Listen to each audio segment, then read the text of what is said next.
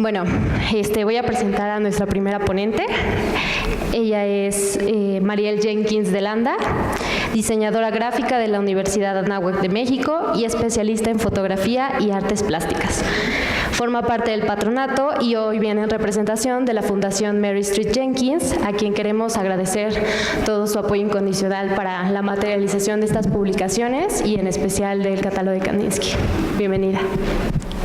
Antes que nada, muchísimas gracias. Gracias a ustedes y pues ahorita esperaremos a Sergio que venga, que ya viene en camino, ¿no? Sí. Ahí viene llegando.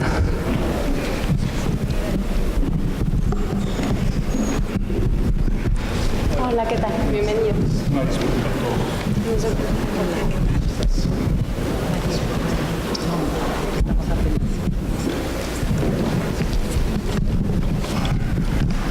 Bueno, buenas tardes. Ya estamos aquí todos presentes.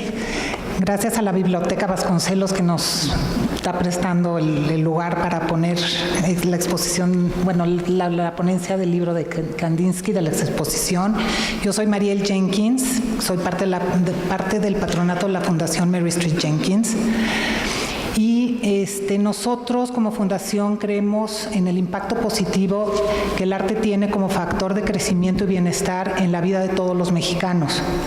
Nuestra labor comenzó hace 60 años con nuestro fundador William Oscar Jenkins, mi abuelo.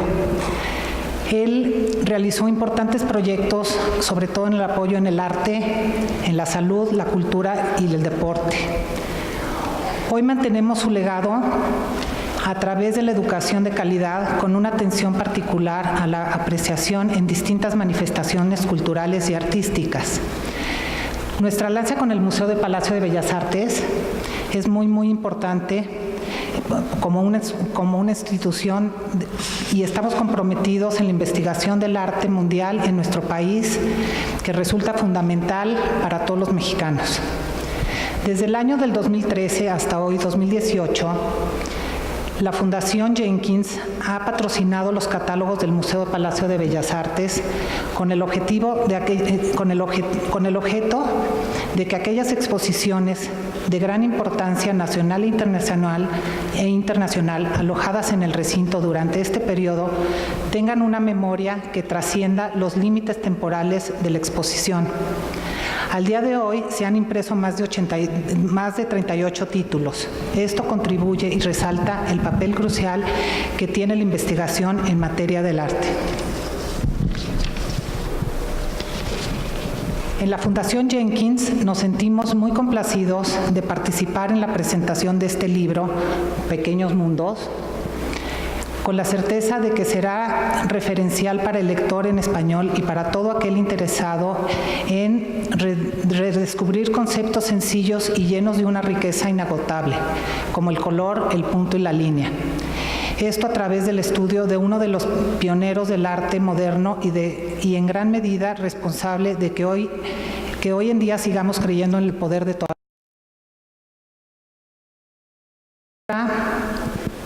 palpable de la participación de la Fundación Jenkins en proyectos de gran importancia, apoyando siempre la educación de calidad y la cultura en nuestro país. Y espero que podamos seguir ayudando y patrocinando en más catálogos en conjunto de Bellas Artes. Muchísimas gracias Mariel.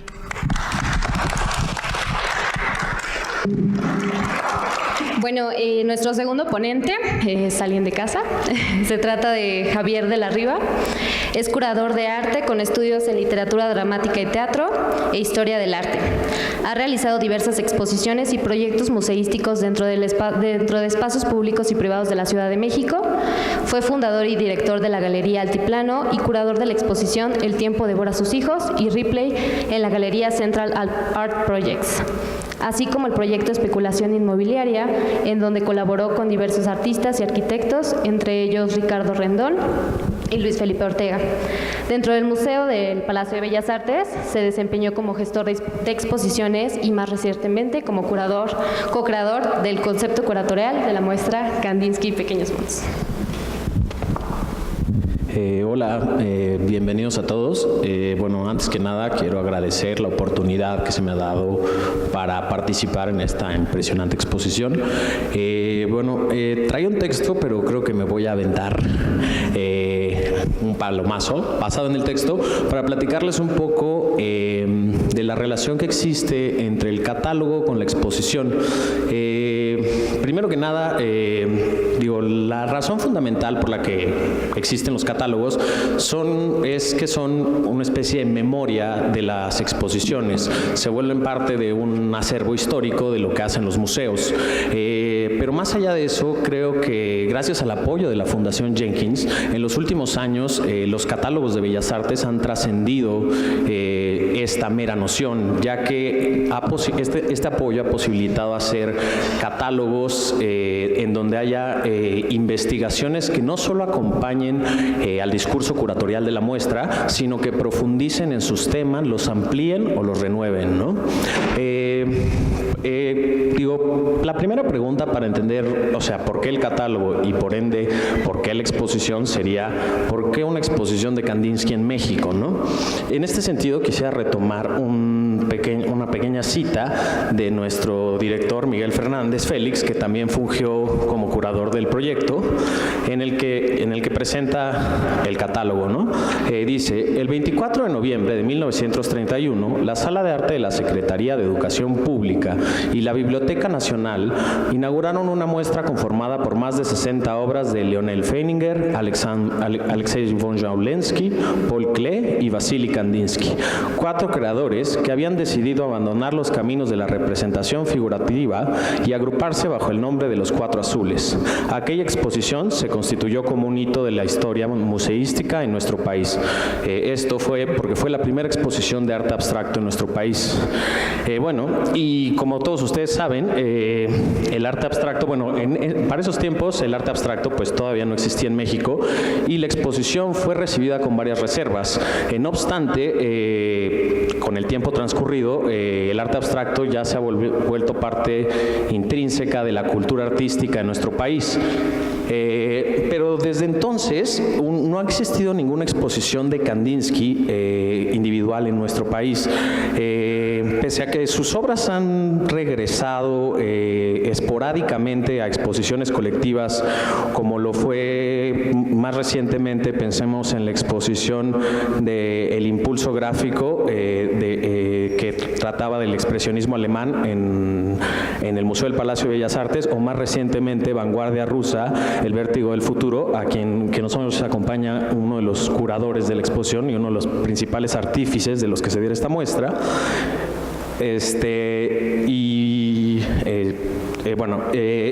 Su obra nunca había venido a México, por lo que de alguna manera el acercamiento del público mexicano a Kandinsky, digamos que era fragmentado. Pensemos en estas 2 exposiciones. Kandinsky se leía desde las vanguardias rusas, o en la exposición anterior que comenté del MoMA se leía desde el expresionismo abstracto. Tratando de pensar por qué no había habido una exposición de Kandinsky en México, si bien es imposible responder esta pregunta, creo que es interesante o pertinente resaltar la complejidad que esto conlleva. Por la naturaleza nómada de la biografía de Kandinsky, que se estuvo desplazando en distintos lugares por Europa, ya fuera por decisión propia o a causa de las guerras que le tocó sortear. La obra de Kandinsky está repartida en distintas colecciones en los 2 lados del Atlántico, por lo que para realizar una exposición individual del artista es bastante compleja en términos institucionales, ya que por un lado puede ser una exposición que representan un costo alto, y 2, se necesita tener una red bastante sólida con museos institucionales que permita que te puedan prestar todas esas piezas, ¿no? En este sentido, Vanguardia Rusa fue muy importante para llevar a cabo esta exposición, ya que además de que se presentó una exposición, a mi parecer, histórica en nuestro país, país, también se abrieron nuevos caminos institucionales y se consolidaron las relaciones con varias de las instituciones museísticas de Rusia, de las más importantes, yo diría. Y gracias a ello, el museo y Miguel Fernández Félix empezó a vislumbrar la posibilidad de poder traer por primera vez a Kandinsky a México, ya que estas nuevas instituciones, más las otras instituciones partícipes o que nos ayudan a hacer exposiciones en el museo, nos posibilitarían hacer por primera vez en México una exposición del artista. Y bueno, desde ese entonces el museo empezó a dialogar principalmente con la Galería Tetriakov para asegurar, digamos, una participación sustancial, en tanto que necesitábamos un cuerpo de obra significativo para armar el corpus de la exposición. Para finales del 2017 logramos convenir con la Galería Tetriakov el préstamo de alrededor de 28 obras, casi la totalidad de su colección. A partir de ahí y gracias al apoyo de Zelfira Tregulova, que es la directora de la Galería Tetriakov, nos puso además ella en contacto con la doctora Natalia Avtonomova. Natalia Avtonomova es una de las principales especialistas de Kandinsky en Rusia y fue la que organizó la primera exposición individual de Kandinsky en Rusia a finales de los 80s, cuando se empezó a permitir nuevamente la exposición de sus obras. Y bueno, con ella empezamos a dialogar cuál sería la mejor ruta para presentar a Kandinsky en México. Evidentemente hubo dos factores que tomamos en cuenta, ¿no? Uno fue las piezas que nos prestaba la Tetriakov y otro, la premisa de que Kandinsky nunca había sido presentado en México. En ambos casos, bueno, por un lado las piezas de Tetriakov son de diversa naturaleza, entre que son pinturas, también hay grabados y también hay acuarelas y dibujos, y todas son de distintos periodos, por lo que una exposición, digamos, temática o temporal de un periodo específico de Kandinsky era un poco difícil, además que queríamos mostrar a Kandinsky en su totalidad sin favorecer ninguno de sus periodos artísticos por encima de los otros. Es por ello que buscamos hacer que el concepto curatorial que buscamos desarrollar fue hacer una exposición que se centrara de alguna manera, una exposición sintética que abarcara, pues digamos, los poco más de 40 años de producción artística de Kandinsky, para mostrar, más allá que sus grandes éxitos, la importancia del artista a nivel histórico, pero desde una perspectiva procesual, en donde las distintas obras que seleccionáramos permitieran ver cómo la importancia de Kandinsky o la diversidad estilística de Kandinsky no estuvo marcada por, digamos, tajantes rupturas conceptuales, sino por una constante experimentación que lo llevó a cambios sutiles. Para los que no han visitado la exposición, podrán ver que en las distintas secciones, que van más o menos de manera cronológica en términos generales, buscamos poner varias piezas bisagra que viéramos cómo los procesos de Kandinsky y las etapas iban siendo consecuentes con las anteriores y eran transiciones sutiles. Y bueno, el catálogo, respecto al catálogo, lo que puedo mencionar es que se hizo de una manera muy paralela a la exposición. Trabajamos con el equipo de publicaciones, liderado por Evelyn Uceda, de una manera muy orgánica. Conforme íbamos investigando, íbamos dialogando con Natalia Avtonomova, íbamos viendo qué temas queríamos resaltar, y a partir de ahí empezamos a dialogar con el equipo de publicaciones para investigar quiénes eran los principales especialistas en el mundo que tocaran esas temáticas. De tal manera que el catálogo no solo de alguna manera profundiza en las temáticas de la exposición, me parece que en muchos lados las amplía, y un Voy a hablar rapidísimo de la estructura de la exposición, del catálogo, para entender por qué lo hicimos así. Las primeras dos textos, uno es de Natalia Avtonomova, que ya mencioné, que se llama Impresiones, Improvisaciones y Composiciones, y el texto del doctor Jorge Juanes, titulado Pintura abstracta, transgresión de límites, funcionan como una especie de introducción bastante densa al universo complejo de Kandinsky, en el que no solo repasan el proceso artístico, sino que resaltan las múltiples influencias que impregnaron la obra del artista y de alguna manera que han sido pues el discurso hegemónico, por decirlo de alguna manera, con el que se ha tratado a Kandinsky durante el siglo XX. Para mí estos dos catálogos cumplen una principal función, que es adentrar al lector no especializado al complejo y abigarrado universo de Kandinsky. Los restantes 5 ensayos fueron realizados por diversas plumas que son los principales especialistas de Kandinsky en la actualidad y son muestra de cómo aún hasta la fecha existen investigaciones de Kandinsky que amplían y renuevan la importancia de este artista a nivel histórico.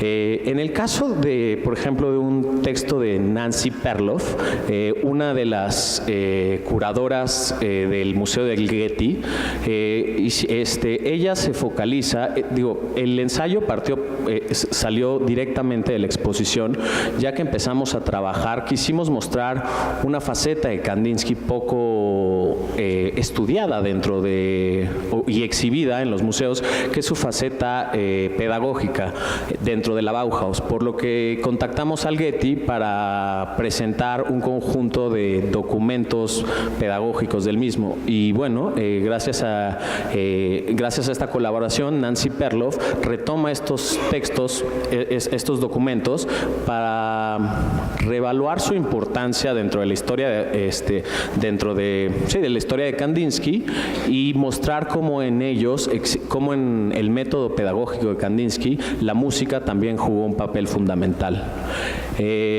Otros textos, por ejemplo, el de Peter Bergo,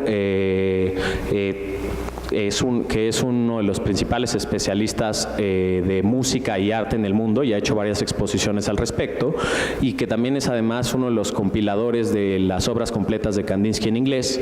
Él nos presentó un ensayo sobre la relación que existe entre Kandinsky y Rachmaninoff. Como muchos de ustedes probablemente sepan, Kandinsky es naturalmente asociado con muchos músicos contemporáneos de su época. Y bueno, Rachmaninoff es como digamos que es una nueva lectura para mostrar como los parecidos entre Kandinsky y Rachmaninoff, ya que si no está, como él dice, no está comprobado, ni siquiera que se hayan conocido, ambos fueron expatriados de Rusia y en ambos se puede encontrar, en sus obras, se puede encontrar que los imaginarios rusos fueron fundamentales dentro de sus concepciones artísticas. Incluso llega a decir que fueron la base simbólica de las composiciones de cada uno de los artistas. Y bueno, así creo que varios catálogos, varios ensayos más van a poder aportar nuevas miradas y nuevas maneras de entender a Kandinsky, no solo de lo que ya se ha dicho durante los últimos 60 años, sino nuevas versiones. Por último, y no quiero dejar pasar, el texto de Iris Winkelmeier, que creo que ejemplifica muy bien esto. Como saben, para algunos se ha hablado mucho de la teoría del color de Kandinsky o cómo Kandinsky entendía el color desde teóricamente o en su relación con la música, pero pocos han hablado de su experimentación desde la práctica, ¿no? Desde la propia pintura. En este sentido, Iris Winkelmeier hace un texto que recopila y que habla de la experimentación plástica que Kandinsky hace sobre el color dentro de su periodo de Múnich, y es una nueva perspectiva perspectiva para entender cómo también el arribo a la abstracción no solo fue por pensamientos, sino por una constante experimentación plástica, ¿no? De la propia práctica de la pintura. Y bueno, para no extenderme más en el tiempo, pues termino mi participación. Muy bien, muchas gracias. Ya la retomarás en la ronda de preguntas y respuestas. No. Y pues sí, cerrando con tu comentario, me parece como muy importante señalar esto de lo inédito de los textos del catálogo. De verdad es un libro que vale muchísimo la pena porque justo habla de, sí, una introducción general del artista, pero también de los nuevos estudios, ¿no? De lo que proponen sobre el color, sobre la música, y para que se interesen por comprarlo. Y bueno, para pasar a nuestro siguiente ponente, es un honor presentarles a una personalidad en la institucionalidad de la cultura de nuestro país. Él es Sergio Raúl Arroyo, etnólogo y doctor en arte y antropología. Fue director general del Instituto Nacional de Antropología e Historia de México en 2 ocasiones y director fundador del Centro Cultural Universitario Tlatelolco de la UNAM de 2006 a 2012. Es autor de varios libros, entre ellos Andrei Tarkovsky, Tiempo Sagrado, Tiempo Profano, Aproximaciones a la Modernidad y Un lugar bajo el sol y otros ensayos. Su obra se orienta principalmente al análisis del lugar que ocupa el arte y la alteridad en las sociedades contemporáneas. Ha impartido y presentado conferencias y proyectos museísticos en centros como la Pedrera de Barcelona, el Museo Guggenheim de Nueva York, el Museo Hermitage de San Petersburgo, el Museo del Tabaco y la Sal en Tokio y el Museo Nacional de Antropología de México. Fue curador y coordinador de diversas exposiciones, entre ellas El Cuerpo y Cosmos, en la Pedrera de Barcelona, Elogio del Cuerpo, en el Museo de la Ciudad de Biarritz, Memorial de 68, en el Centro Cultural Tlatelolco, México a través de la fotografía, 1839-2010, que ocupó casi todas las salas del Museo Nacional de Arte, y Vanguardia Rusa, El Vértigo del Futuro, que como comentaba Javier, marcó un referente muy importante para la realización de esta exposición. Bienvenido. Muchas gracias. Está funcionando. Gracias. Muchas gracias. Les pido una disculpa por mi llegada tarde. Debí prever el tráfico y salir 6 horas antes de mi casa para poder llegar más o menos a tiempo. Pero les agradezco la paciencia a todos ustedes. Bueno, Javier acaba de hacer una pregunta. ¿Por qué no se ha presentado una exposición de Kandinsky en México? Pues yo les puedo decir a todos que no se han presentado muchas exposiciones que deberían haberse presentado. Ahora se presenta porque hay desde hace unos años la presencia de Miguel Fernández Félix en el Museo del Palacio de Bellas Artes. Ha sido definitiva para generar una especie de nueva vertiente, una especie de nueva energía que ha permitido no solamente la presencia de artistas muy importantes y de proyectos que son definitivos para analizar el arte hoy día, sino porque también hay en él una perspectiva. Es una persona que también corre riesgos, algo que yo admiro particularmente, y si no, algún día les contaré la historia de Vanguardia Rusa, ¿no?, que fue vista un poco de espaldas. Y bueno, pues si quieren se las comento rápidamente. Espero no aburrirlos, porque me traigo un texto, no se vayan a dormir, es lo único que les pido, o si se duermen, no ronquen, ¿no?, por favor. El tema es que yo tuve una buena pelea, no boxística, pero sí conceptual, con un exsecretario de Educación Pública, el señor Choaifet, y decidí retirarme de la administración pública frente a problemas como los que seguramente Miguel y muchos otros directores responsables tienen en lo que se refiere especialmente a los proyectos culturales. Me fui a trabajar a España. Estuve manejando una colección, estuve a punto de hacer una exposición. sobre una colección fantástica que hay sobre los conflictos bélicos del siglo XX. El coleccionista se llamaba José María Castaña y probablemente se trata de la colección sobre conflictos bélicos más importante que hay en el mundo. Entonces estaba yo preparando, a propósito de esa exposición, un trabajo sobre arte muy fuerte con algunos artistas también. La historia nada más sin el filtro del arte no vale la pena. Entonces, esta exposición me llevó a uno de los conflictos fundamentales del siglo XX, que fue la Revolución Rusa. Era un tema que a mí siempre me había interesado. La vanguardia, pues desde siendo yo muy joven, la vanguardia rusa para mí significó un gran salto en lo que se refería a mi comprensión de lo que era el arte, uno de los procesos más complejos y más diversos que hay. Cuando hablamos de alteridad, de eso tenemos que hablar un poco. El caso es que yo me fui a Rusia. La colección Castañé vendió su colección a la Universidad de Harvard, y Harvard quería seguir con la exposición, pero para mí el tiempo era oro. Yo estaba en España y primero decidí hacer un viaje de Madrid a Moscú y luego a San Petersburgo. Así un poco empezó. Empecé a hacer anotaciones, me fui a los museos, revisé catálogos.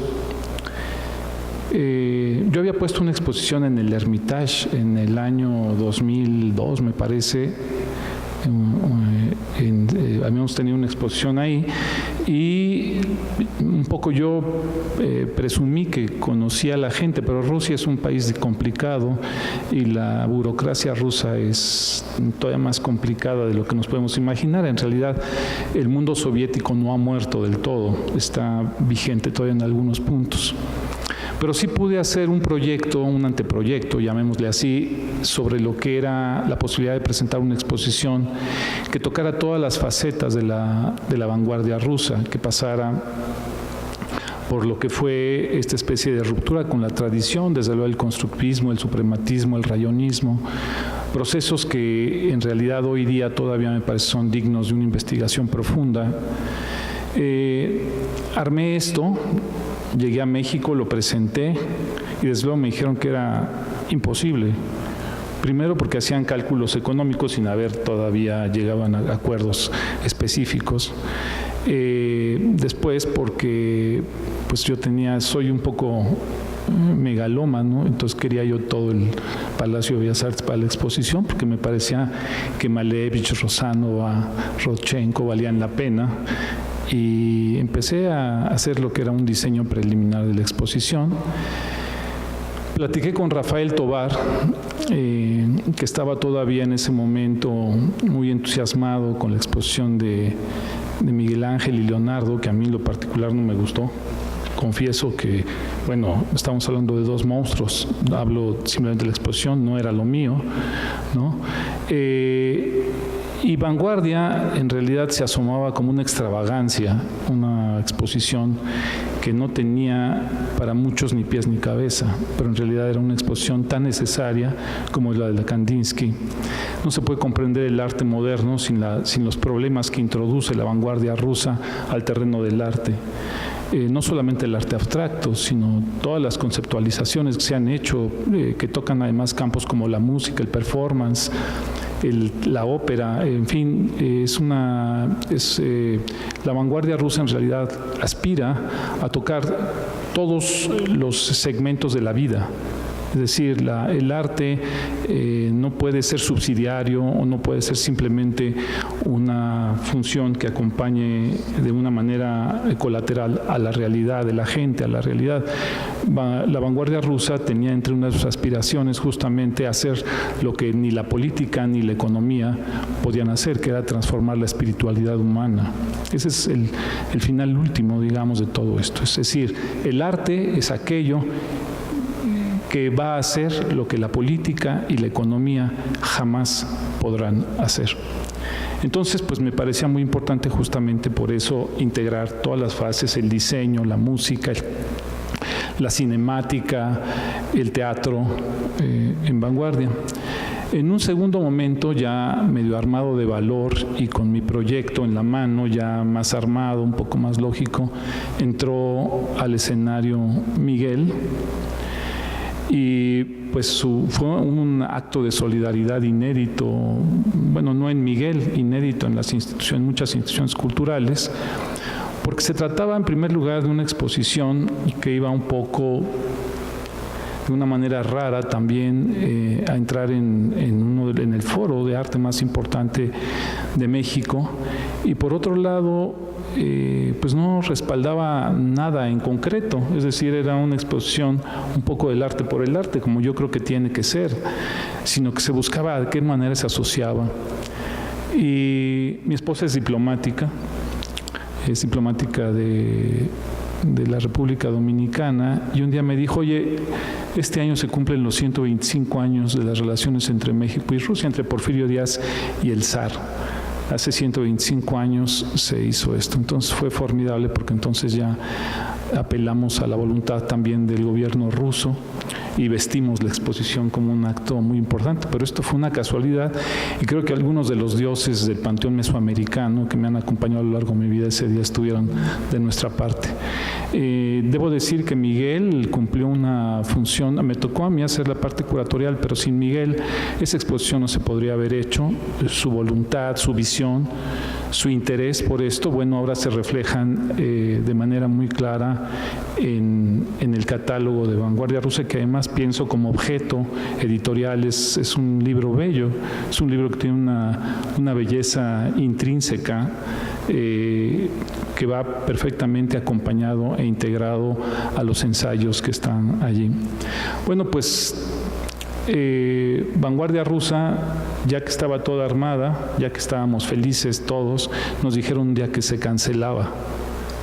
No hay dinero para esa exposición. Ya logró, en buena medida Miguel logró que el fee, es decir, este pago por derechos que se da a los museos rusos, se eliminara, pensando que había un acto conmemorativo con la Federación Rusa, y pues ni así fue.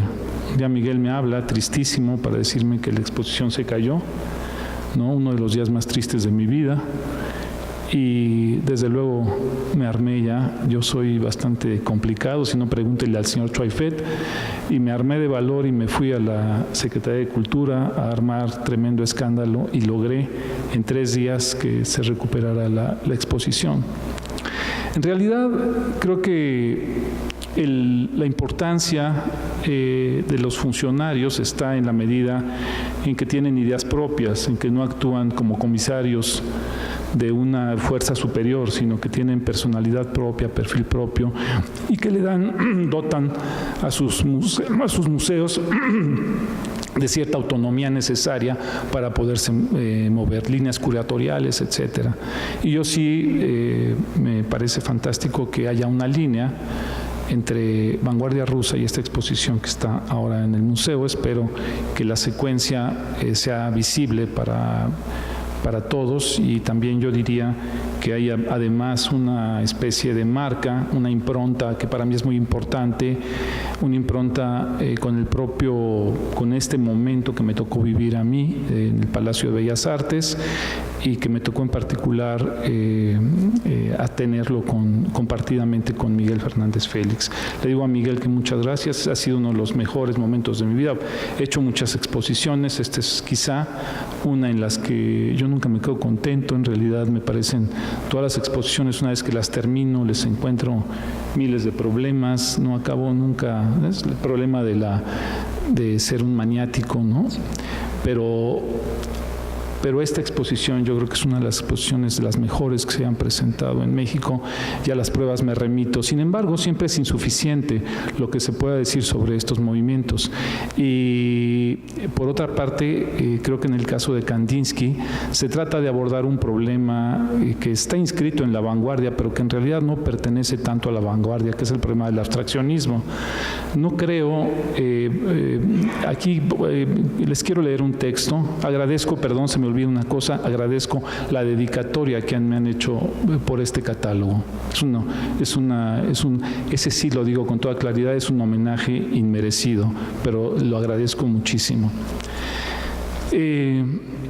Hablaba yo de que Kandinsky en realidad lo que nos ofrece son un conjunto de problematizaciones en torno a lo que es el abstraccionismo. Incluso Kandinsky en cierto momento tiene una especie de confrontación con el resto de la vanguardia rusa, particularmente con los constructivistas, pero creo que también con el suprematismo, aunque esta pintura de la Plaza Roja, que tiene una geometrización muy clara, es un cuadro que en realidad es una especie de homenaje, un acto de amistad profunda hacia Kazimir Malevich, que es quien en realidad es el gran introductor de esto. Pero hay un principio básico que todos debemos de alguna manera comprender. El arte suprematista y el arte abstracto no tienen demasiadas cosas en común, son, digamos, planetas completamente diferenciados. Hay un elemento que tiene que ver con la génesis del abstraccionismo que es fundamental de notar.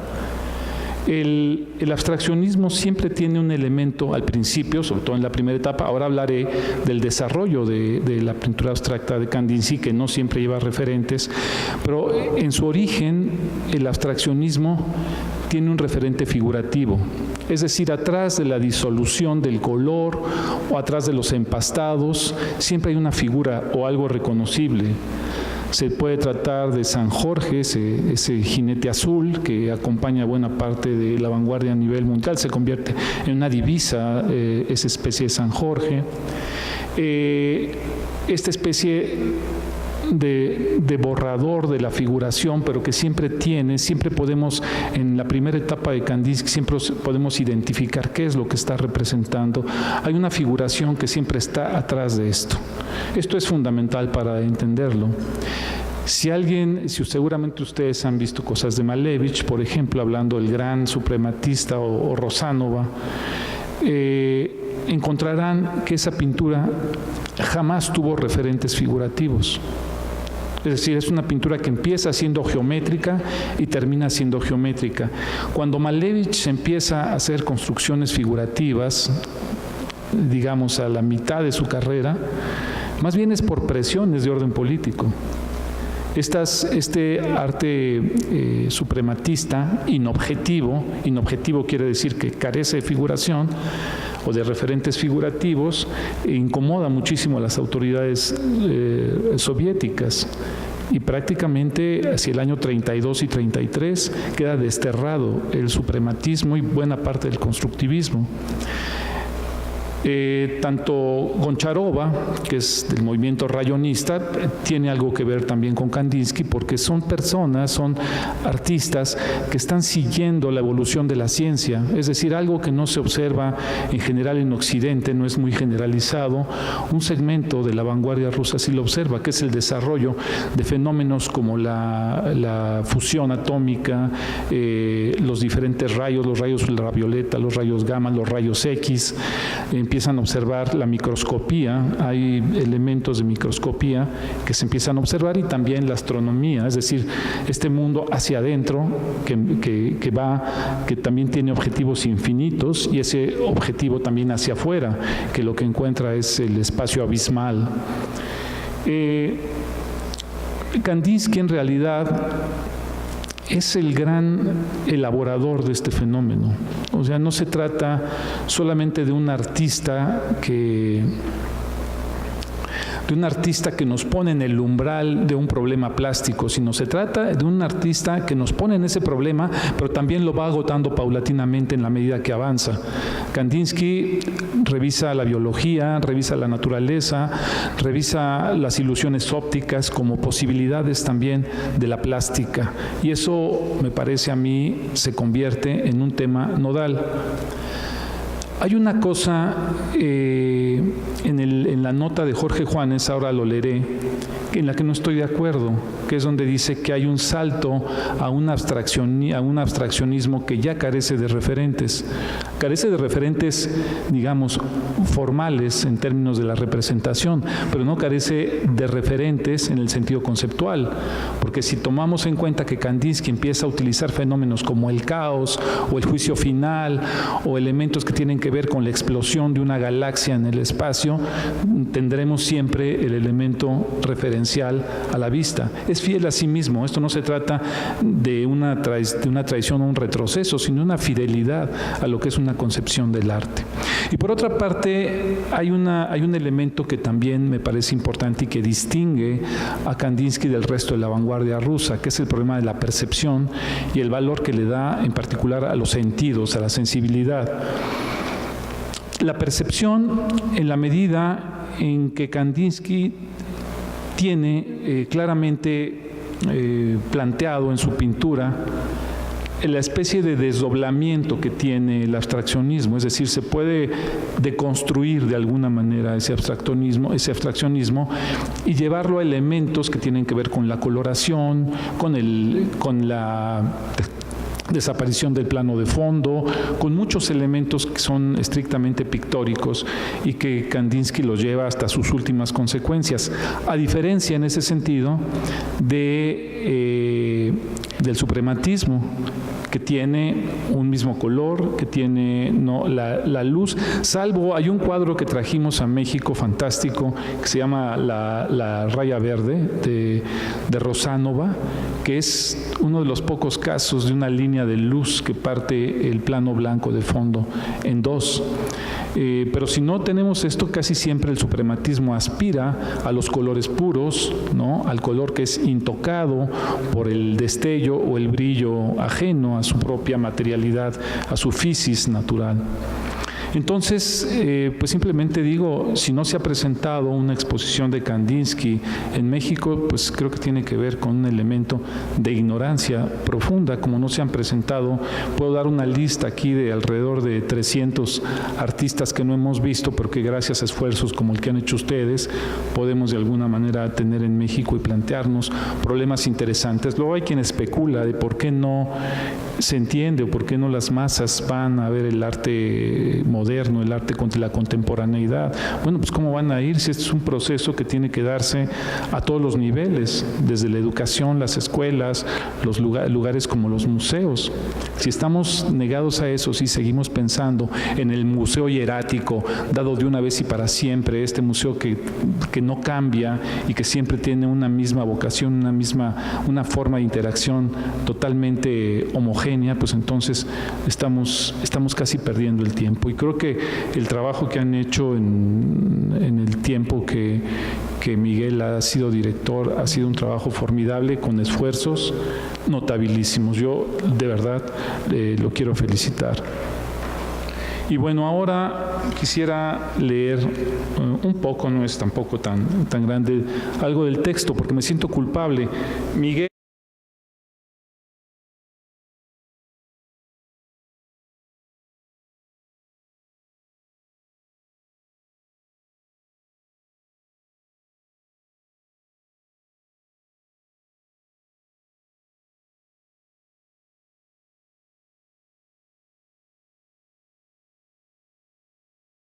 el área editorial del Palacio Bellas Artes a entregarle este texto. No es el que voy a leer ahora, pero digamos con esto espero que resarcir una parte de esta enorme deuda que tengo con ustedes. Catálogo Vasily Kandinsky, entre interrogaciones, Pequeños mundos.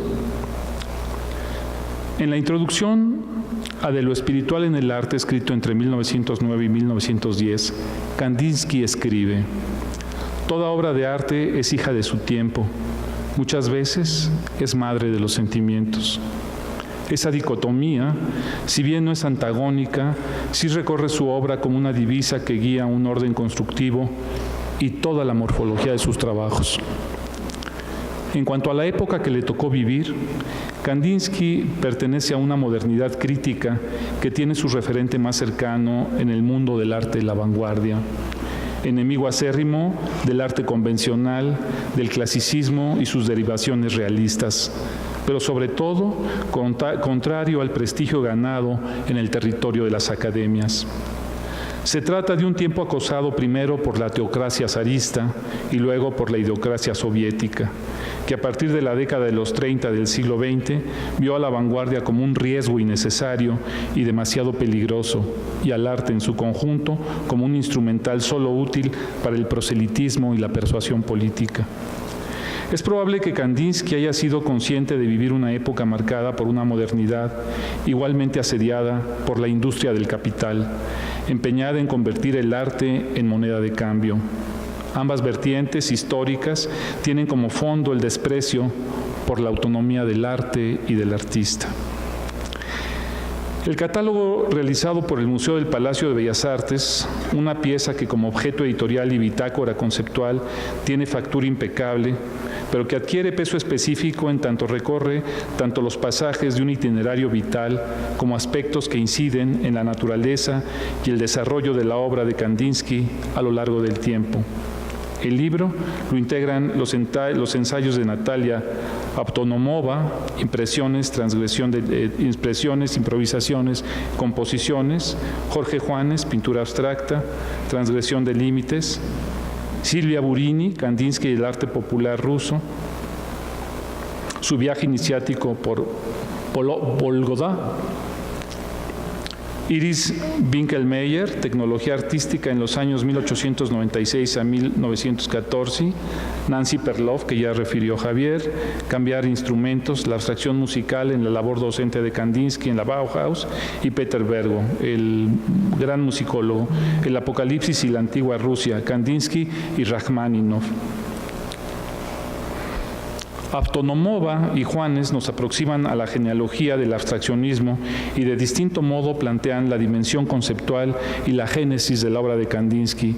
En ambos casos se señala que de ningún modo los trabajos que ejecuta Kandinsky desde finales del siglo XIX e inicios del XX parten de dar la espalda al arte clásico, pero sí apuntan en una dirección no frecuentada por la figuración.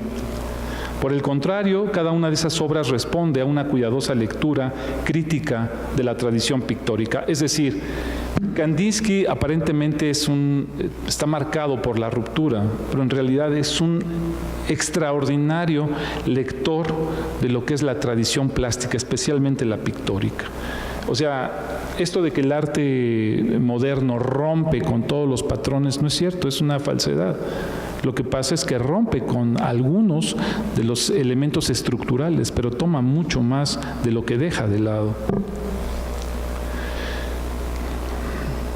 Estructura y color representan un fundamento asociado a problemas intrínsecos que nunca desaparecerán de su universo personal.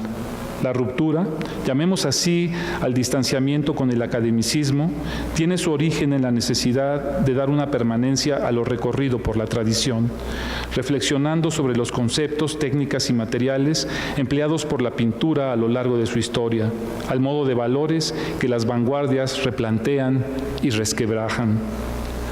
Sus ligas con la tradición impresionista, a partir de los ejes de la disolución de la línea y los colores, del fauvismo, ruptura con el color local, movilidad de los planos y cierta geometrización, están presentes como consecuencia de un cosmopolitismo cada vez más lejano de la pintura decorativa. También los vínculos con el arte étnico del orbe ruso, con el que tuvo contacto en su juventud, son reveladores. En cuanto al empleo del cromatismo, a la utilización de la iconografía ortodoxa, un factor adicional que entra, por supuesto, en el laboratorio de lo pictórico. Y hay una cosa interesante. Si ustedes revisan buena parte de la genealogía del arte moderno, no solamente el abstraccionismo, pensemos en el cubismo, pensemos en artistas como Motherwell o incluso Van Gogh o Gauguin.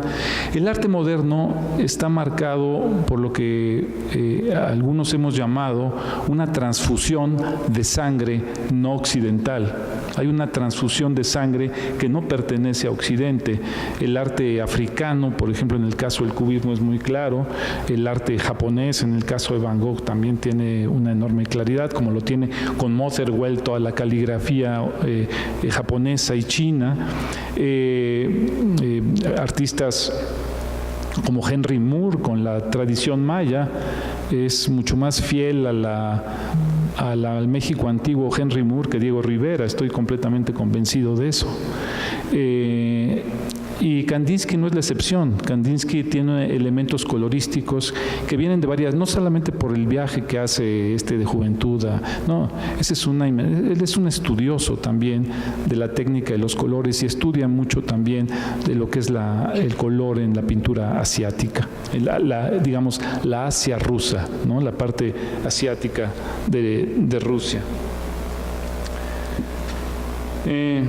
En este sentido, el arte de la vanguardia es un fenómeno múltiple que se despliega en distintas direcciones y carece de unidad, pero se sustenta en itinerarios y bitácoras teóricas, así como en experiencias identitarias específicas. Dentro del intrincado universo vanguardista, Kandinsky reformula y confronta desde la marginalidad plástica o a partir de la implicación transformadora de la sociedad, el lugar del arte en el mundo, a contracorriente de la unanimidad nacionalista y de todo adversario de la diferencia.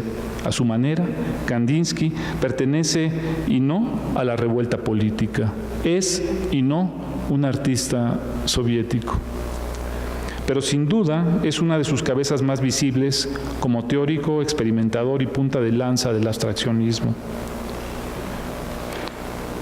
En algún momento Juanes enfatiza cómo Casimir Malevich había convocado a emprender el vuelo más allá de las líneas maestras de la perspectiva canónica y a favor de abismarse en el espacio sin fronteras, ensanchándolo más allá de la mirada. Así, Malevich había empleado el blanco, ese cielo blanco sobre el que surgen las creaciones, el cielo de los suprematistas. Así, Malevich había empleado el blanco suprematista que permite al haz de luz pasar sin encontrar límite alguno. Se ha dicho que en lo más radical del arte moderno hay una transfusión de sangre de las culturas no occidentales, pero también promiscuidad con la otredad formal incluso del propio Occidente. Probablemente Kandinsky, junto con Elie Siski, representen la necesaria inyección de cosmopolitismo que fractura la inercia de la representación realista. Es decir, además de esta entrada de las culturas no occidentales a la pintura de las vanguardias, está la propia pintura de Occidente. Los experimentos, hay una relación muy incómoda con el futurismo italiano, pero existente, real y viva. Mi interés es en los próximos años, si la patria me lo permite, y la salud, es trabajar el tema del futurismo, porque además es un tema sobrecargado de politicidad que en realidad no va para tanto. En realidad el futurismo, como resultó con los constructivistas o los suprematistas, no tuvieron en realidad ninguna fuerza política, o fue mínima, por la sencilla razón de que nunca fueron ni siquiera artistas realmente populares. Fueron artistas que trabajaron en un medio bastante pequeño, un medio cerrado, que es el medio del arte, y nunca tuvieron un impacto como después tuvieron los artistas realistas en Rusia, o los artistas del nacionalismo pictórico muralístico en México, que son artistas que en realidad lo que nos hicieron, lo que hicieron en México fue adoctrinar a través del arte a las masas. Era el propósito principal, contando una historia absolutamente oficialista tomada de las revoluciones, de la Revolución Rusa y también de la Revolución Mexicana. Es decir, yo creo que lo que en realidad vale la pena es darse cuenta cómo hay un enorme riesgo en la aventura de los vanguardistas, de uno y de otro lado. Hay una apuesta al arte que va más allá de lo que es la lectura política. Por eso reducirlos a personalidades que formaron parte de una agrupación política o de un movimiento es no comprenderlos. En realidad, la relación que pueda haber entre Rodchenko o Rozanova o Malevich con Kandinsky es una relación prácticamente inexistente en términos plásticos, aunque hay lecturas, hay cierta etapa más geométrica de Kandinsky, pero ahí no está de ninguna manera la grandeza. En tanto, sí hay de otras regiones de la pintura francesa, del cesanismo, de buena parte de la pintura italiana. Justo Diego Rivera, por ejemplo, en México, y esto hay que anotarlo, todo el mundo habla de que su pintura está inspirada en el Quattrocento italiano, ¿no? que es una pintura que tiene que ver con toda la pintura monárquica del Quattrocento. Pues sí, tiene que ver, por supuesto, la construcción estructural de esa pintura tiene que ver, pero en realidad el movimiento del que más tiene influencia, según yo, y esperaría que también un día alguien se ocupara de eso, es del cesarismo, que es una pintura que toma del Renacimiento, una pintura italiana y que sí promueve la historia oficial del fascismo. Y se cuenta la historia, porque es una pintura realista. Los rusos desmontan todo el proceso de la vanguardia para montar una narrativa completamente realista, prescinden de toda la vanguardia prácticamente para contar su historia en términos plásticos.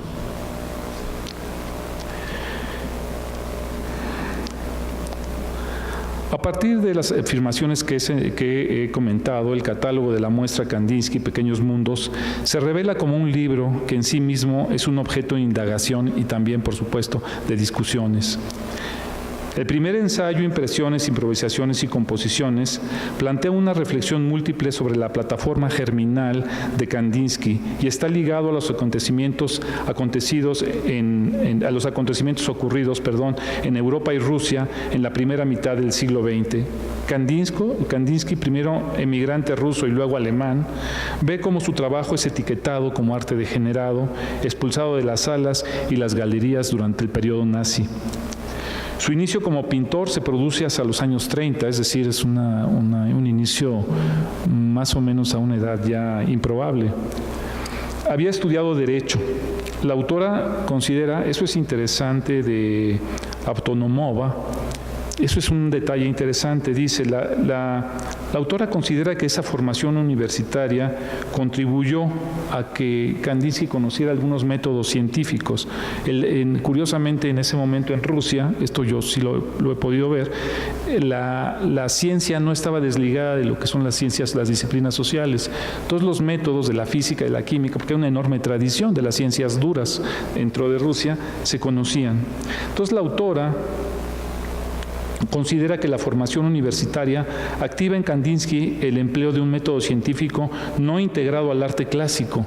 Esto es muy interesante. La presencia de las ciencias, en especial la fusión del átomo, que es de 1913, pero los rayos X vienen de 1903, 1904, crean ya nuevas ideas sobre la relación tiempo y espacio. Hay un tema que es muy interesante y que tiene que ver con la microfísica de la pintura de Kandinsky, que es el principio de incertidumbre de Heisenberg. El principio de incertidumbre en realidad se comprueba hasta 1925. Pero el proceso de indagación de la incertidumbre, es decir, este fenómeno que tiene que ver con el hecho de que nosotros nunca podemos observar el núcleo y sobre todo los electrones asociados al átomo que giran en torno al núcleo, no se pueden ver porque al momento de utilizar la energía, la luz, por ejemplo, para observarlos con el microscopio, se mueven. Entonces, toda esa realidad que tenemos en realidad es una especie de restitución lógica de lo que no vemos, pero que nunca se ha visto. Y el principio de incertidumbre se reafirma en 1925, pero ya viene siendo un factor importante en las ciencias desde principios del siglo XX. Y Kandinsky creo que lo toma en algunos trabajos casi al pie de la letra. El principio de incertidumbre de Heisenberg terminará por postular en 1925, todo lo permea, ya que sugiere nuevas correlaciones entre lo que es el objeto y la materia. Hay una espiritualidad casi táctil que se vierte en la materialidad del arte. Kandinsky estudia en Múnich, en la Academia con Anton Asbe, es esloveno, Asbe, y en la Escuela Imperial de Arte. Pinta paisajes influidos por el naturalismo. Schwabing, que es uno de ellos, y Kogel, el otro, realizados con espátula y empastados gruesos. Es interesante, Kandinsky con espátula, ¿no? Empasta muy fuerte los cuadros. Decían que pesaban muchísimo una vez después de que terminaba de pintarlos. Emplea gradualmente la imprimatura. Es una combinación de fragmentos lisos y gruesos, saturados o casi transparentes, se puede usar de diferentes maneras, ¿no? Por ejemplo, en cuadros como La llegada de los comerciantes, ¿no? Y un proyecto que hace, que es el de los poemas sin álbum, que es un proyecto en el que no hay prácticamente en palabras, ¿no? Sí. Que es de 1903, es una experiencia fantástica. O sea, cuando estamos hablando de obras que tienen más de 100 años, es increíble. La vigencia, es asombrosa la vigencia de Kandinsky, ¿no? Adversario del positivismo y partidario de la intuición, Kandinsky viaja y radica un tiempo en Murnau, Alemania, entre 1908 y el 14. Su vínculo con el fauvismo se centra en la reducción de los planos espaciales y en la expansión del color. El cambio, ahí viene el cambio del pincel por la espátula por el pincel. Novedosas armonías. Las improvisaciones y composiciones abstractas responden a una materialidad que trastoca fronteras entre lo real y lo imaginario, entra el inconsciente a escena. La conquista de la inmaterialidad de lo no concreto. Kandinsky afirmó más de una vez que no quería desaparecer lo concreto. Cuando hablamos de espiritualidad, todo el mundo se imagina, en términos religiosos, de que está hablando de algo que es inmaterial. Y en realidad Kandinsky concibe la espiritualidad, quien haya leído su libro lo sabrá, como un fenómeno también físico, interior, eso sí enigmático. La espiritualidad es un fenómeno que no es fácil de cosificar, pero que se estimula esa espiritualidad con el arte. Y entonces la utilización de recursos para transformar el arte se convierten en medios de acceder a una espiritualidad. No se trata de una espiritualidad religiosa como lo quisiera, por ejemplo, el Vaticano, sino se trata de una religión que tiene que ver con la religión del arte, con la religión de los sentidos, inscritos en la música, escritos en fenómenos que no son tan táctiles. En el caso de Kandinsky, esa espiritualidad se manifiesta de manera plena. Más que mundos pequeños, se trata de mundos lejanos que requieren de una iniciación, catástrofes cromáticas, caos sonoro y formal, todo inventado por la pintura. De lo espiritual en el arte, de acuerdo con alguno de los autores, es una formidable elección de la apertura de rutas que crea la abstracción, desde esos empastados iniciales de juventud hasta el periodo bioformo parisino. Razón e intuición se ligan por la acción del arte. En cuanto a la preparación de sus obras, la planeación es clave. Contra lo que parecen indicar las improvisaciones, todo el mundo pensaría que pinta, ¿no? Todo lo hace así sin, ¿no? Le viene el Espíritu Santo y él empieza a pintar. Un caso concreto, la composición 7, lo refiere la autora, es una pintura de 2 por 3 metros, que sí fue pintado en 3 días a una velocidad, sí, pero que tras de sí trae por lo menos 3 decenas de bocetos. Es una pintura perfectamente calculada. Su ejecución ya tiene una base fundamental. Tuvo 30 bocetos preliminares y fue pintado en 3 días. Es una obra llena de detalles con un tema vinculado al juicio final. Los temas bíblicos entonces también aparecen en la obra con mucha persistencia. Hay un tema también en vanguardia rusa. Nosotros quisimos traer, tanto Miguel como yo, la composición número 7, esta pintura fenomenal, pero no hay manera. Tendré que ir un día a robarlo a la Teatrikov, porque no existe, no hay manera de poderlo sacar de Rusia. Nada más eso vale la pena el viaje, hacer una alcancía y hacer un viaje a Rusia, porque es una pintura, ahí se funda, esa pintura funda en realidad el arte abstracto, ¿no? Así como las meninas fundan la visión retiniana, la composición número 7 es una pintura fundacional del arte moderno. Si alguien quiere compartir conmigo la aventura de meterse a la Teatrikov, a ver si podemos sacarlo, por lo menos para traerle una semana a México, pues no nos vamos a quedar con él.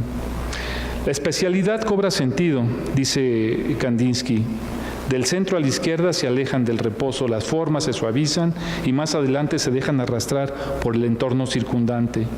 Las formas que se extienden a la derecha paulatinamente se estrechan y se vuelven más densas en la medida que se aproximan al extremo derecho. Es decir, esto tiene que ver, lo había hecho el puntillismo, lo habían hecho ya algunas corrientes en la pintura, pero empieza a utilizar los movimientos del pincel, la dirección de los trazos con los sentimientos. Hay una lectura también, digamos, llamémosle psicológica.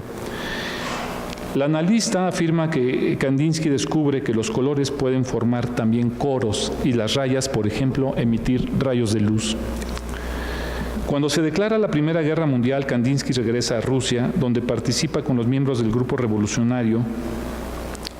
Junto con Tatlin, por ejemplo, en 1920 analiza la percepción de las formas geométricas. El cuadro que yo cité hace un momento, que es una obra maestra, Moscú, Plaza Roja, ¿no? No es en vano tampoco la presencia de Popova, Malevich o Rodchenko cerca de él. Dos composiciones, la 218 y el óvalo blanco, representan dos claras muestras de su interacción con los geometristas. Ahí está clara la relación que tiene Kandinsky con la geometría. Y se acaba, tampoco es una época, él no agota esto, lo deja y sigue su propia ruta. En 1921 tiene una comisión a Alemania y en 1922 Walter Gropius, el gran director de la Bauhaus, lo invita a ser maestro de la nueva escuela, donde enseñó en el taller de pintura mural. Nueva plataforma estética para romper la barrera entre el arte y la tecnología. Es algo que a Kandinsky le fascinaba. Esta ruptura siempre es porque hay una barrera ya predestinada entre la tecnología y el arte, y creemos que ahora es nuevo con buena parte del arte conceptual. Y no es así, en realidad ya esta voluntad por la tecnología está inscrita en el trabajo. Los nazis en el 33 cierran la Bauhaus, ¿no? Y las obras van a parar a una galería parisina, la galería de Jean Boucher. La etapa de la gran síntesis asocia estas obras con la evocación de células de la naturaleza y el microcosmos, como le da también la música de Béla Bartók. Que no se toca esto en el tema. Béla Bartók hace las composiciones para el microcosmos también en el terreno de la música, mientras Kandinsky las hace dentro de la pintura. Partiendo también de los orígenes, hay una referencia fundamental que apunta al jinete azul, como la representación, hablo del cuadro, no tanto del grupo, la representación de un San Jorge, el santo patrono de Rusia, revitalizado y solitario en una cruzada contra los enemigos de la libertad y los obstáculos materiales e institucionales que se interponen a la creación. Ese jinete es un despliegue de la aventura subversiva del espíritu, algo que convierte ese cuadro en la divisa de una generación de artistas. La exposición del Palacio de Bellas Artes hace visible el proceso de trastocamiento del color local y su distanciamiento paulatino de la materialidad hasta disolver la figuración. Una vez más, influencia del arte popular, su interés por artistas del vidrio de Baviera, pintura pastosa en la primera etapa, están presentes y regresan una y otra vez al trabajo de Kandinsky.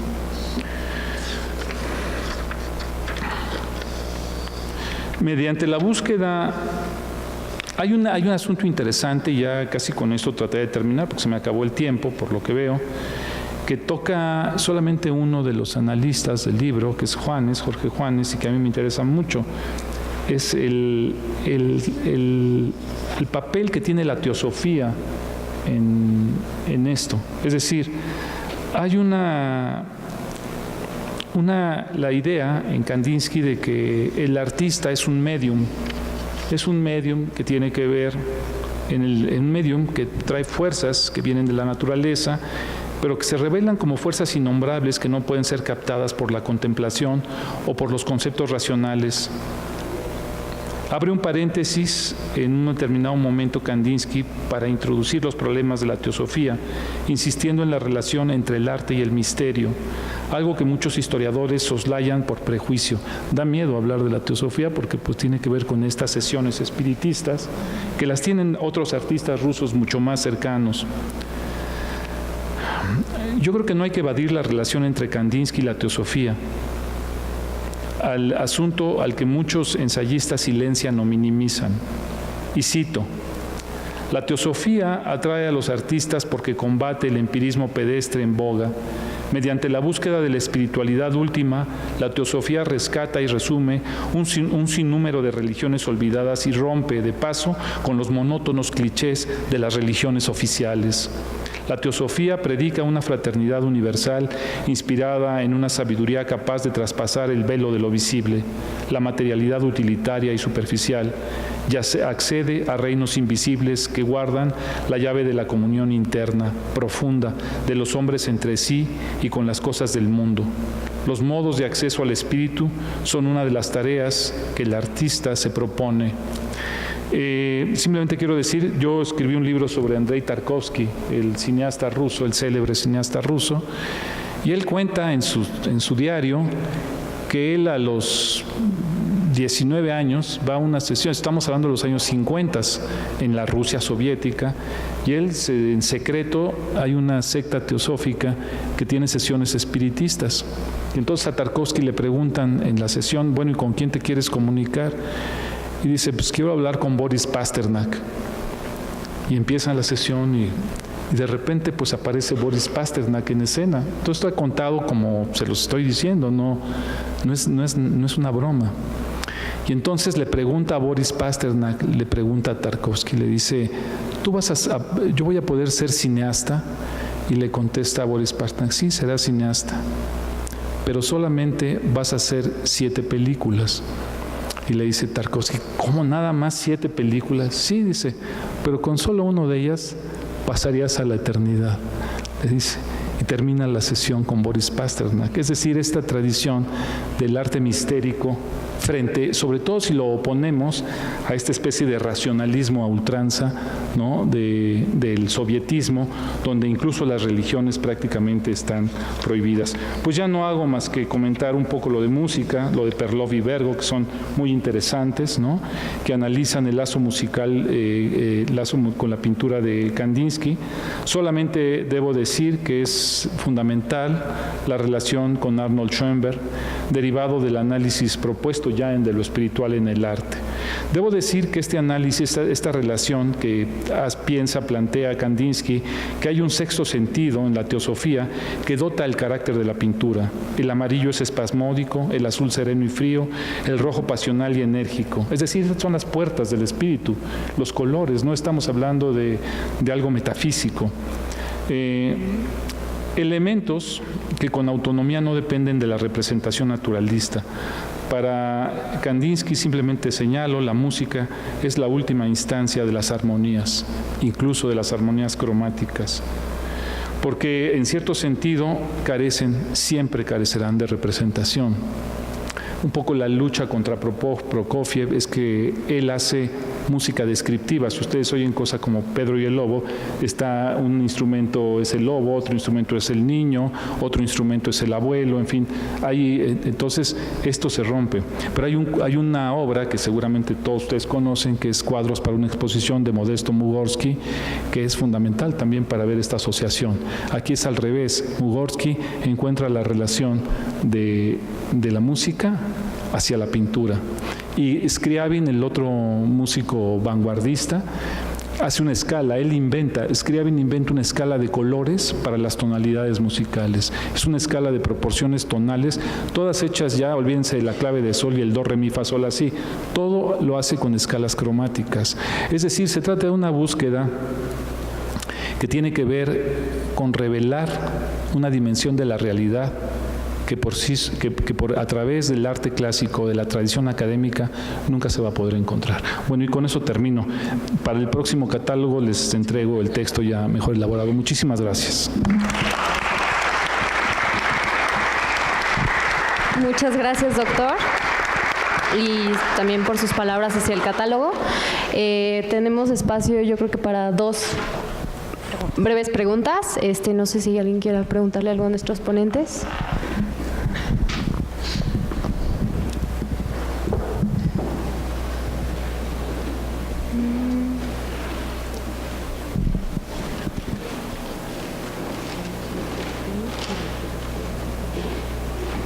Okay.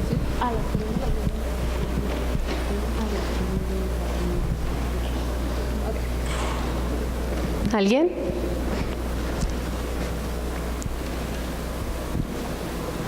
Gracias.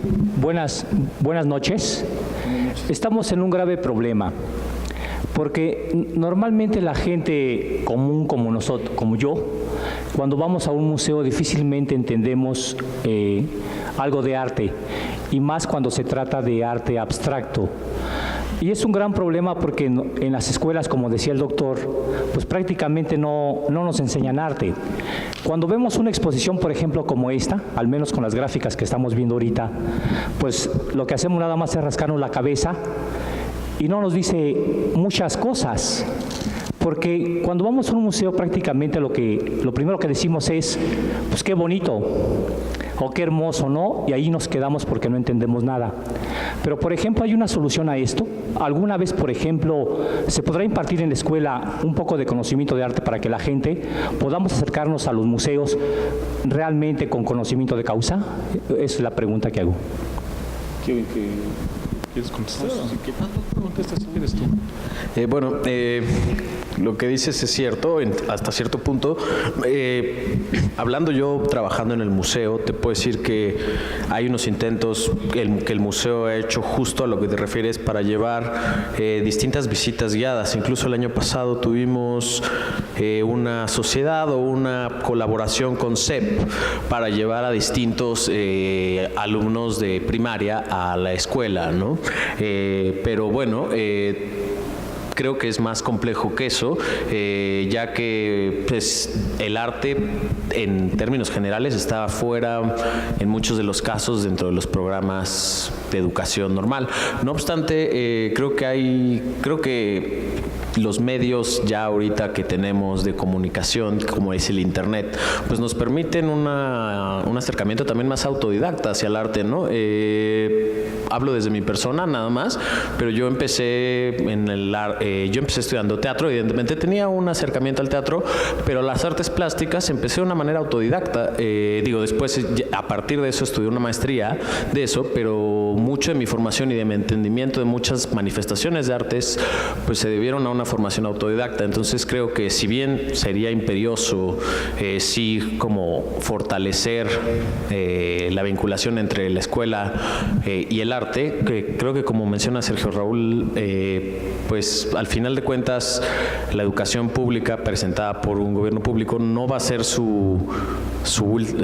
no va a ser su preocupación, aunque debería serlo. Así que yo creo que deberíamos de tomar más en nuestras propias manos pues la búsqueda de estas cosas. No sé si Sergio Raúl quiera decir algo más. Bueno, yo te debo decir que el arte en términos generales es poco comprendido a nivel mundial. Siempre es un poco un espacio, un ámbito de minorías. No se entiende tan fácilmente a algunos artistas, son artistas complejos, para hablar de sus estructuras o sus conceptos no es tan sencillo, pero tampoco se entiende el arte, digamos, de la tradición clásica. No es nada fácil entender a Leonardo o entender un cuadro de Velázquez, ¿no? ¿Por qué son cuadros importantes? Porque son maravillosos. Nadie se interesa por el arte rupestre en México, y hay grandes muestras de arte rupestre. Yo creo que en el fondo de las cosas tiene que ver con el mundo en el que vivimos. Es decir, es un mundo arrastrado por una materialidad, por el consumismo, por el prestigio de lo ya ganado y de lo avanzado, y es un mundo que no corre riesgos. Yo creo en algo de lo que dice Javier, que es también la iniciativa propia. No quiero decir que esto venga solo, pero a mí en la escuela nunca me enseñaron lo que he tratado de aprender, mal o bien. He tratado de buscar cosas que no van a estar en la escuela. Lo que los vanguardistas decían era muy importante, es decir, vamos a plantearnos convivir con el arte. Esto tiene que formar parte de la cotidianidad. Es algo que no van a resolver los políticos, ni la política de los políticos. Es algo que jamás va a resolver. El problema del arte es un problema de sensibilidad, es la relación entre los hombres, entre hombre-mujer, mujer-hombre, hombre-naturaleza, naturaleza-hombre. Es decir, es una forma de ser y estar en el mundo. Y eso tiene que ver con la poética. Yo no estoy tan seguro que para ver la exposición de Mundos Pequeños tengamos que estudiar a Kandinsky. Yo, por supuesto, recomendaría leerlo a él, leer Punto y Línea o de lo espiritual en el arte, pero puedes ir y hay una poética que te atrapa rápidamente. Probablemente las primeras veces que yo vi a Kandinsky no tenía absolutamente una idea de lo que era, y me arrastró la barbaridad de color del movimiento, ese mundo creado exclusivamente por el arte, un mundo que no existe fuera del arte, que es una manera de vincularte con la realidad. Pues es esto lo que yo creo que hay que hacer. Son dos cosas. Eso no exime a las instituciones públicas de tener, pero pues tenemos déficits en todo, en arte, en deportes, en matemáticas, en no sé. Buena parte de los vanguardistas rusos, ninguno se formó en el terreno del arte, y creo que por eso son distintos, porque eran algunos arquitectos, matemáticos, biólogos, físicos matemáticos, venían del mundo de las ciencias duras, varios de ellos, ¿no? Entonces yo creo que esto le da un perfil diferenciado al arte de las vanguardias. Justo por eso encuentran cosas así. Y no es tan raro. Goya en realidad nunca estudió pintura a fondo. O Turner era hijo de un carnicero. Y creo que sus estudios de pintura son mínimos. Es decir, el arte, igual que diría Kandinsky con la espiritualidad, tiene varias puertas. A ver cuál de esas puertas podemos tomar, ¿no? Hay maneras de acceder. Vanguardia rusa, nada más déjame decirte, tuvo entradas bárbaras. Cuando nos decían a Miguel y a mí, pues es que esta exposición va a ser un fracaso, es para élites, es para no sé qué. Bueno, no me dejaban entrar a mí al museo un domingo en la tarde, no podía yo entrar porque estaban retacadas las salas y no había manera de entrar. No, y particularmente en un país como México hay gente para todo, ¿no? Y yo creo que tenemos que apostar por esos riesgos como lo han apostado en algunos pocos casos en Bellas Artes. Muchas gracias. Y bueno, solo para agregar como a la pregunta, también creo que tiene que ver como, obviamente sí, desde la institucionalidad y lo que hace para acercar la cultura pues a los mexicanos en este caso, pero creo que también de la iniciativa, ¿no? De ir de la experiencia, y si te interesa una obra, por ejemplo, creo que los catálogos justamente tratan de buscar qué temáticas les podrían interesar a ciertos públicos, ¿no? O cómo tratar de dar ese contexto del artista para que las personas lo entiendan mejor. Entonces creo que también es una buena forma un poco autodidacta de buscar o ir más allá de lo que la experiencia te da en la exposición. No sé si alguien tenga otra pregunta. Bueno, a lo mejor nada más le quiero agregar otra cosa. También le digo que si usted va al Museo de Antropología y se mete a la Sala Mexica, muy pocas personas van a poder hacer una interpretación del Acuatlicue o del calendario solar, dos piezas maestras de las que poco se sabe y de pocos. Todo el mundo sale muy orgulloso de ser mexicano, no sé por qué razón, pero muy pocos, es decir, no por México, sino porque eso tiene que ver poco con el nacionalismo mexicano. Y sí tiene mucho que ver con el mundo de las religiones antiguas, esto que los artistas contemporáneos han vuelto a buscar. Entonces, entender la cosa más bella del mundo es hacer inteligible la realidad. Cuando un problema matemático lo comprendemos, ¿no?, la realidad se vuelve mucho más tersa, mucho más favorable. Hacer de estos fenómenos del arte cosas inteligibles es parte, me parece, de las tareas que tiene como pendientes la propia belleza del mundo.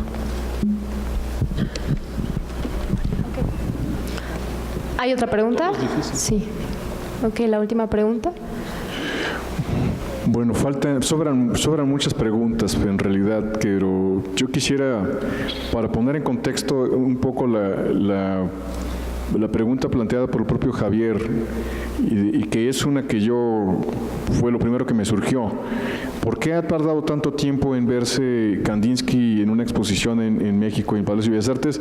Evidentemente ya la han contestado, pero creo que la respuesta está mucho más allá en ese mundo subyacente que se destruyó hace 140 o 135 años, y que es el mundo de una ruptura secular a cuyas partículas, cuyas primeras astillas fueron todas estas generaciones de artistas, y que apenas ahorita estamos empezando a ver, como los astrónomos, la proyección a lo largo de cierta trayectoria de cómo se ha movido esa parte del proceso propio de la espiritualidad humana.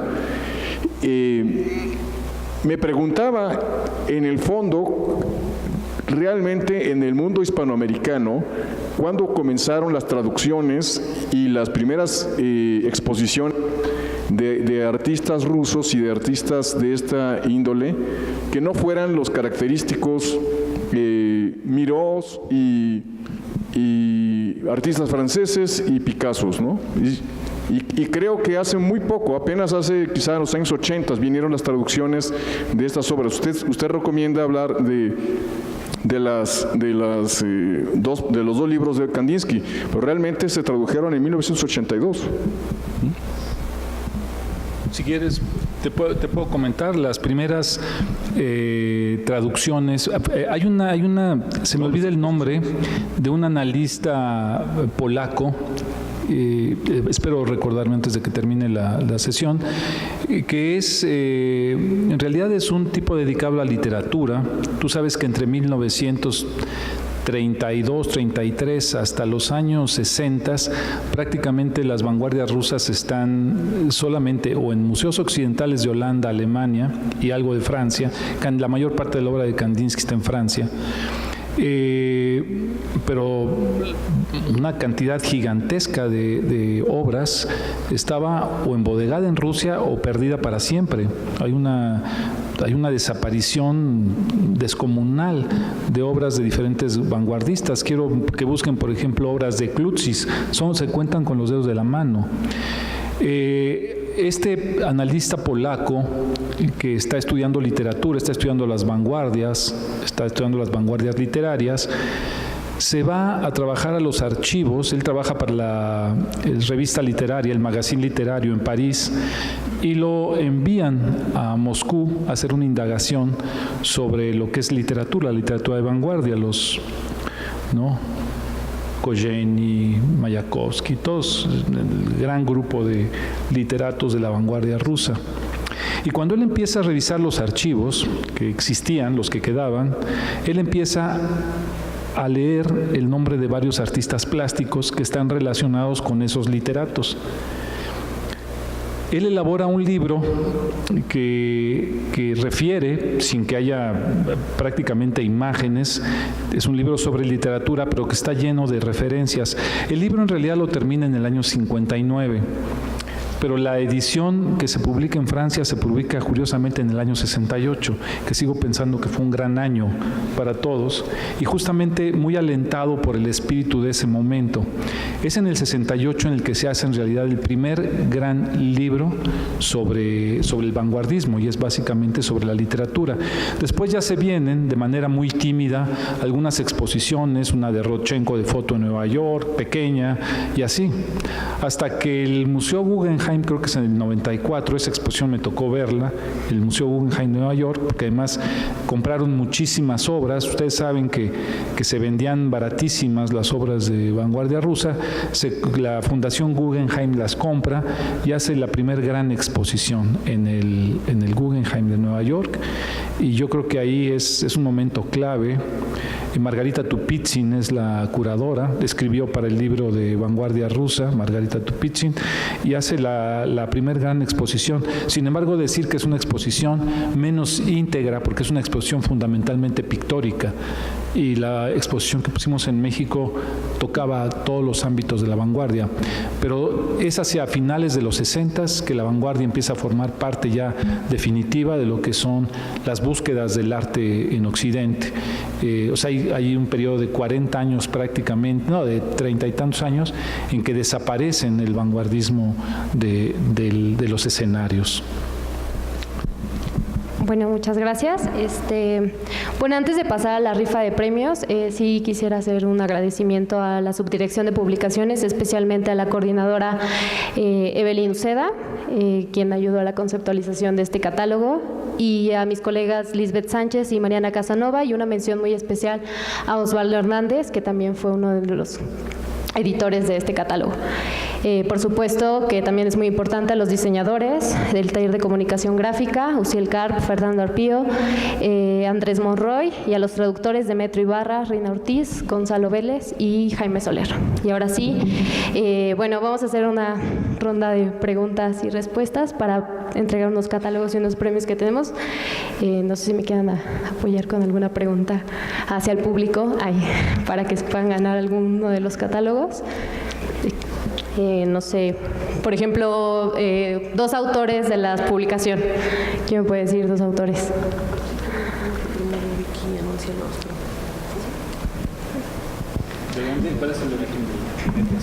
Los premios a entregar consisten en una visita guiada por la exposición, 2 kits con productos de la muestra adquiridos que se pueden adquirir en la tienda del Museo del Palacio de Bellas Artes y, como lo mencionó Janet, 2 catálogos de la exposición. Ahora, para esto pedimos que el Presidium explique la dinámica y haga las preguntas para la entrega de estos premios. Bueno, me parece que ahí tenían la respuesta a la primera pregunta. Bueno, uno es Peter Berger, que es importantísimo y por su conocimiento musical, y Iris Windelmeyer. Ganado.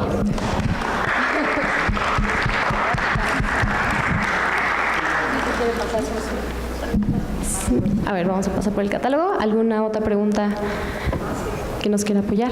¿Este catálogo también? Sí, también. ¿De dónde sale el nombre de El Jinete Azul? ¿Y qué es lo que se forma en torno a ese nombre? Allá arriba tienen la respuesta.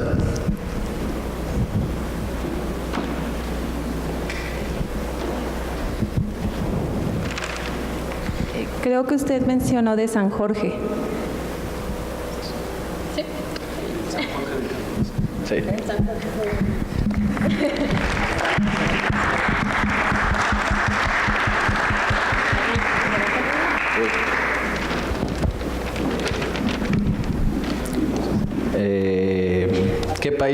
¿En qué países vivió Kandinsky?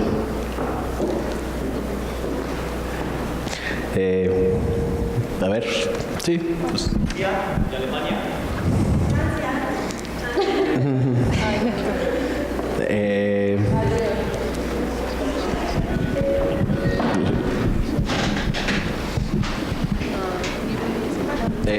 ¿Algún libro que haya escrito Kandinsky?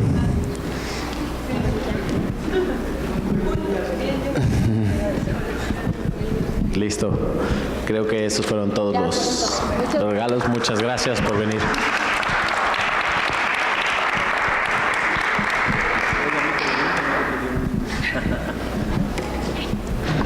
Bueno, muchísimas gracias por acompañarnos. También les recuerdo que hay una venta especial de libros del Museo del Palacio de Bellas Artes. Termina hasta el domingo, va a haber varios descuentos. Los esperamos en el túnel, ahí por el del lado izquierdo del museo. Muchas gracias.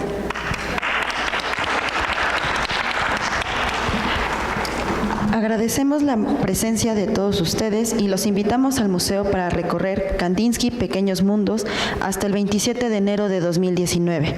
También los invitamos a visitar Ricardo Martínez desde el interior hasta el 24 de febrero del año próximo. El catálogo de la muestra lo pueden obtener en la tienda del Museo del Palacio de Bellas Artes por un precio de 400 pesos. También podrán adquirir esta y otras publicaciones hechas por el museo en la gran venta de bodega de Limba, ubicada en el túnel del Palacio de Bellas Artes hasta el domingo 9 de diciembre. Por último, los esperamos el próximo jueves a las 17 horas en la sala Diego Rivera del museo para la charla Kandinsky y el movimiento ocultista, presentada por el doctor Sergio Ortiz. La información sobre este evento y más está disponible en nuestras redes sociales. Búsquenos en Facebook como Museo del Palacio de Bellas Artes y en Twitter e Instagram con @mbellasartes. Muy buena tarde. Nada más voy a hacer un anuncio. Disculpen, a los que ya han